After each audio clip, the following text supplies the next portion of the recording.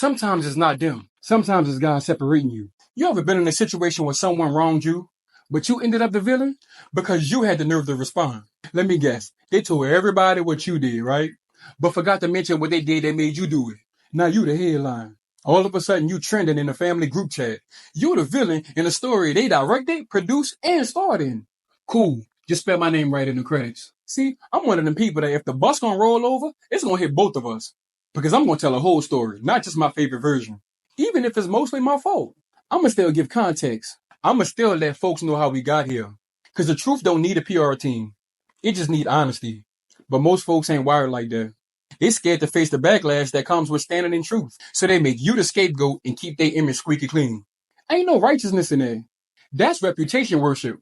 Let me be real. I done had people spin a whole narrative on me because they couldn't stand what the mirror showed them.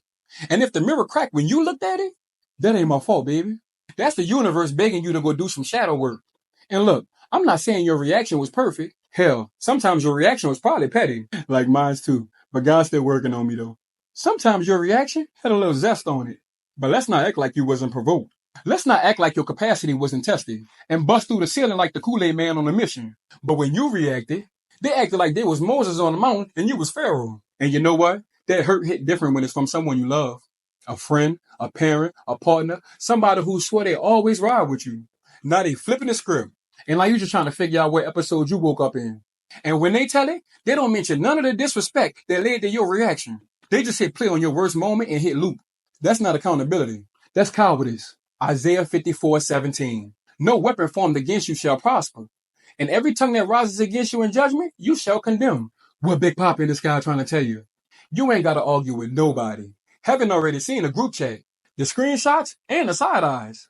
And God was like, cool story, bro, but I got the truth in 4K with sound. So stop fighting for the spotlight when God already lit the stage. Let me put this in your spirit. When they lie, forgive them. When they flip it on you, forgive them. When they make you the villain, forgive them. But never let that forgiveness mean silence about your worth. You ain't perfect, but you real. You ain't flawless, but you faithful. And God don't need you to be everybody's favorite. He needs you to be his. You're going to cry, yeah. You're going to feel the sting. You're going to have that Trey from Boys in the Hood moment.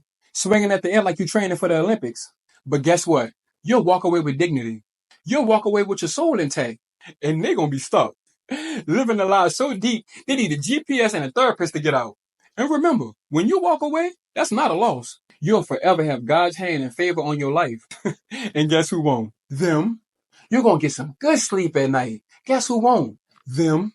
Remember, when God's hand is on you, when his favor is on you, baby, he replaces what you lost for something 3 times better than what you lost. It's going to be so much better. You're going to be wondering why the hell I was shopping at Dollar Tree anyway. Because when God spin the block, oh, baby, it's a divine drive-by.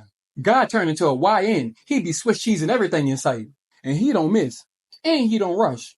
He just wait till you healed and give you front row seats to the vindication tour. You ever seen God spin the block on your op over a lie? It'd be so poetic, it deserves background music.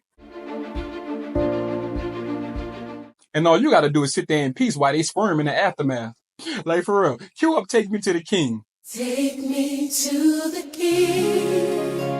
I don't have much to bring. So go ahead, make me the villain. But make sure you spell my name right in the credits. Because when they run it back in heaven, God got the whole story. With timestamps, receipts, and holy subtitles. And guess who's covered? You. Now that message, you will love.